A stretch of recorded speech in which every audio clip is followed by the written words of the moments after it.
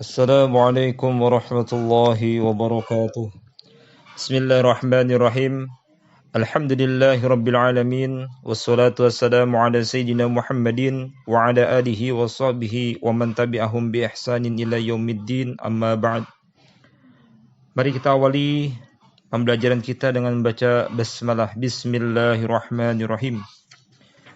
Pembahasan pada hari ini, InsyaAllah kita akan membahas mengenai amal soleh dan berbaik sangka. Amal soleh ini sudah menjadi bahasa Indonesia. Kalau diartikan kembali, amal itu perbuatan, soleh itu artinya kebaikan. Dengan demikian, amal soleh berarti amal kebaikan. Di dalam Al-Quranul Karim, sebagaimana kalau kita baca di dalam Al-Quran itu, amal soleh ini umumnya tidak menggunakan soleh, tetapi solihat. Contohnya, illal ladzina amanu wa amilus solihati.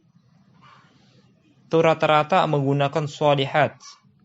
Ini menunjukkan bahwasanya yang dikerjakan oleh manusia agar dia bisa selamat itu bukan satu amal saja, tetapi amal soleh yang banyak yang dianjurkan oleh Allah, yang ada di dalam Al-Quran dan dianjurkan oleh Rasulullah di dalam hadisnya. Dan yang perlu diingat oleh hadirin sekalian, bahwasanya amal soleh ini itu selalu bergandengan dengan iman.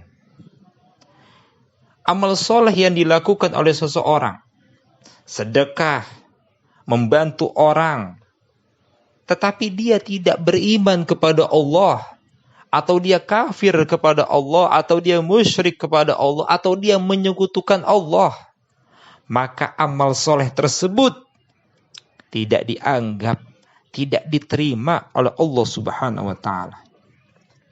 Maka dari itu, menurut Imam Abu Lais As-Samarqandi, bahwasanya ada 4 amalan yang satu dengan lainnya itu berkaitan.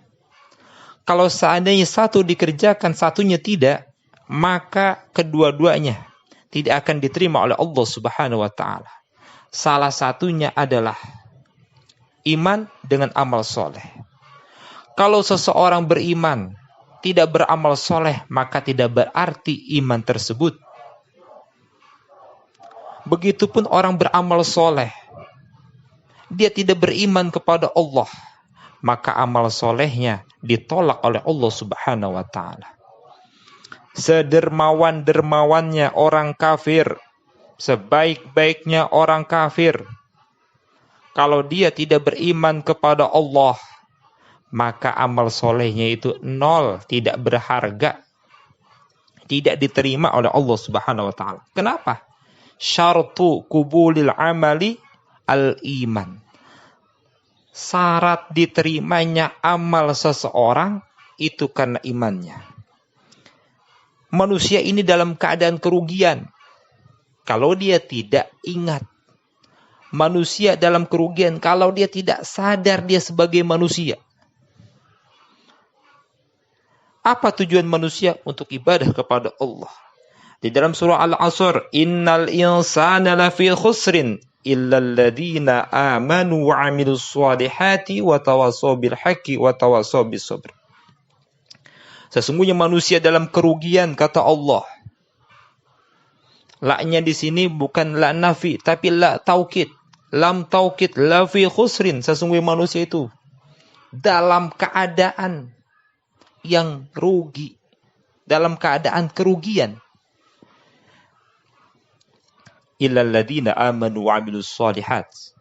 Kecuali bagi mereka itu manusia yang beriman kepada Allah dan beramal soleh.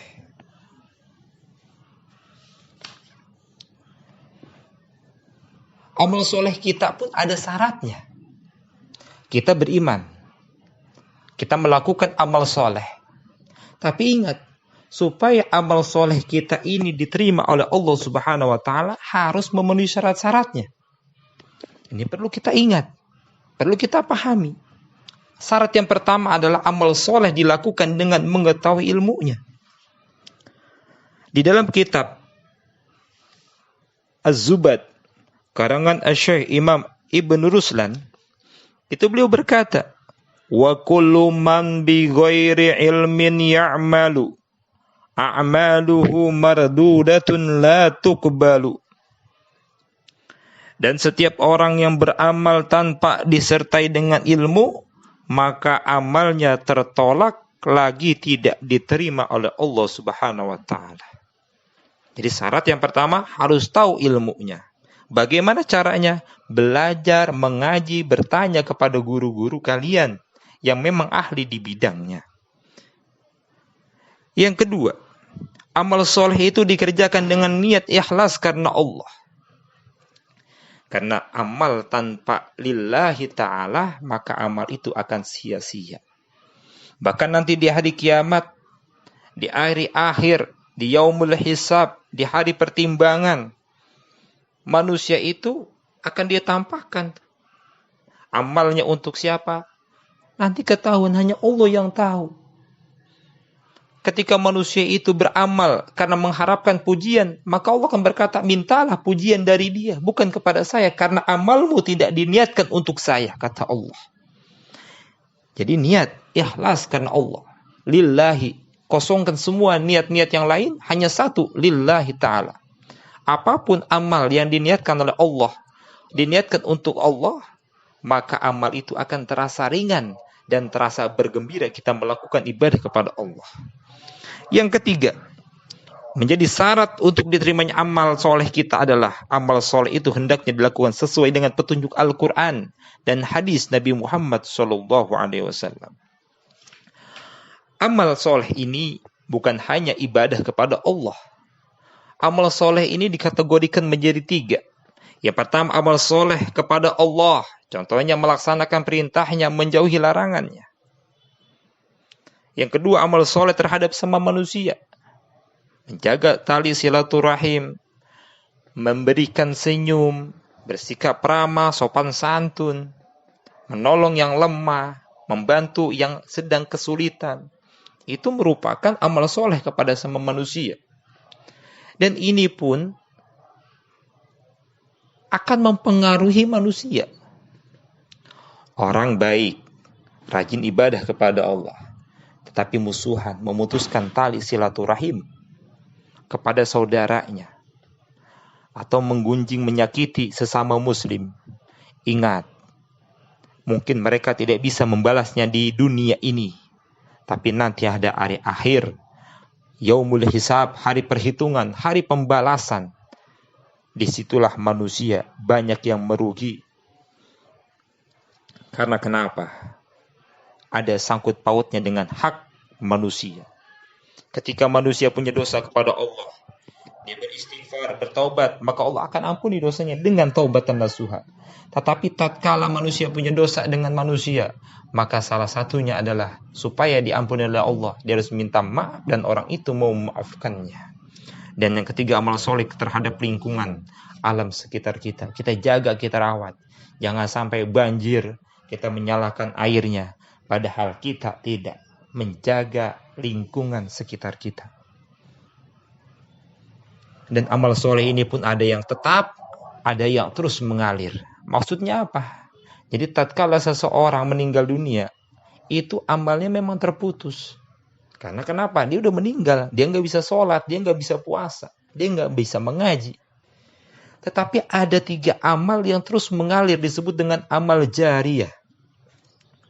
Sesuai dengan hadis yang diriwayatkan oleh Imam Muslim. An Abi Hurairah radhiyallahu an, anna Rasulullah sallallahu alaihi wasallam qala, "Idza mata al-insanu in qata'a 'amaluhu illa min thalathin. Shadaqatin jariyatin aw ilmin yuntafa'u bihi aw waladin shalihin yad'u lah." Sesungguhnya tatkala manusia telah meninggal dunia, maka terputuslah semua amalnya kecuali 3 amalan tersebut, dari sedekah jariyah, ilmu yang bermanfaat, dan anak soleh yang mendoakan orang tuanya. Sedekah jariah itu paling gampang. Kita sedekah untuk masjid, pembangunan masjid, untuk jalan raya, untuk kegiatan umum. Bahkan kita menanam pohon aja itu amal jariah. Tatkala dimakan oleh kalong, tahu kalong, kampret, dimakan kampret buahnya, jadi amal jariah. Dimakan oleh manusia, amal jariah. Dicolong orang, ya kalau dia ikhlas ya jadi amal jariah. Tapi kalau tidak ikhlas ya orang-orang berdosa. Jalan raya, dia membuat jalan raya, kegiatan umum, itu amal jariah. Kita meletakkan Al-Quran di masjid, dibaca oleh orang, itu amal jariah. Kita menginfakkan harta kita untuk misalnya karpet di masjid, di musola, digunakan oleh orang. Kita meninggal, karpet itu masih dipakai. Maka karpet itu menjadi amal jariah. Ilmu yang bermanfaat. Contohnya sekarang ini alhamdulillah, ada media YouTube, Instagram, mungkin Twitter. Dia mengupload foto yang isinya itu ada kalimat-kalimat yang baik, kemudian disebarkan kepada orang-orang, itu adalah amal jariah. Ada video yang baik disebarkan, kemudian orang itu sehingga berubah, hijrah menjadi orang yang lebih baik, itu pun amal jariah. Dan yang ketiga adalah waladin sholihin yad'ulah, anak soleh yang mendoakan kedua orang tuanya. Apa artinya kita punya anak 10? Apa artinya kita punya anak sampai S3 profesor, tapi dia tidak mau mendoakan orang tuanya? Maka anak itu sia-sia dalam arti yang sesungguhnya. Karena kita punya anak itu bisa memberikan syafaat kepada orang tuanya dengan cara mendoakan orang tuanya. Itulah anak yang soleh. Orang tuanya udah meninggal, tapi anaknya baca Al-Quran. Pahalanya itu akan sampai kepada orang tuanya. Orang tuanya telah meninggal, kemudian dia sukses itu karena sebab orang tuanya. Bahkan hartanya itu adalah milik orang tuanya. Maka tatkala dia bersedekah, diniatkan untuk orang tuanya, maka sampailah kepada orang tuanya. Ini hanya sekecil garis besar bahwasanya hanya doa. Jadi doa aja cukup, apalagi sedekah. Itu maksudnya. Dan yang kedua, pembahasan kita adalah mengenai berbaik sangka. Ingat, husnuzon ini adalah perilaku terpuji yang harus dimiliki seorang muslim. Karena kenapa? Karena Allah itu sesuai dengan prasangka hambanya. Kalau kita berprasangka baik kepada Allah, maka Allah akan memberikan yang terbaik untuk kita. Tapi tatkala kita su'uzon, berburuk sangka kepada Allah, maka buruk sangkanya itu akan kembali kepada manusia. Jadi tatkala kita terkena musibah, husnuzonlah kepada Allah. Pasti ini ada hikmahnya. Kita sakit, kita husnuzon kepada Allah. Berarti Allah sedang menghapuskan dosa-dosa kita. Ini kepada Allah, belum lagi kepada sama manusia. Jangan suka mengkorek-korek kesalahan orang lain. Jangan suka mencari kesalahan orang lain. Karena kenapa? Prasangka itu dosa.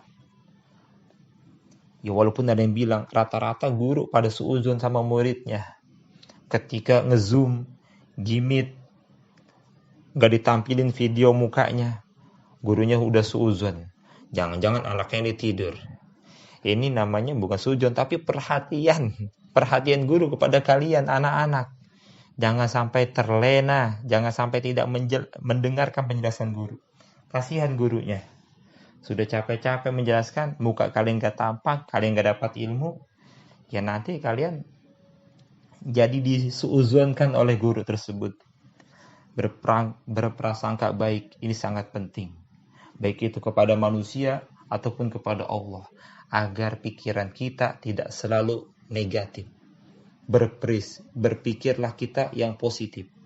Walaupun orang itu tidak baik kepada kita, insya Allah kita telah mengamalkan ajaran yang diajarkan oleh Rasulullah Sallallahu Alaihi Wasallam.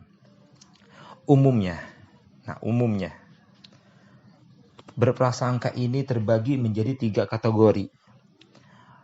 Berbaik sangka kepada Allah, dan berbaik sangka kepada diri sendiri, dan berbaik sangka kepada orang lain. mungkin sudah dijelaskan tadi. Nah, yang belum adalah berbaik sangka kepada diri sendiri. Tatkala kita sulit, kita harus optimis, bekerja keras, jangan malas-malasan. Karena tatkala seseorang sudah mengalami gagal di awal, ini bukan berarti selesai hidup kita. Siapa tahu kegagalan awal ini merupakan tangga naik kita untuk menuju sukses yang lebih baik lagi. Saya teringat dengan masa lalu ketika baru menikah.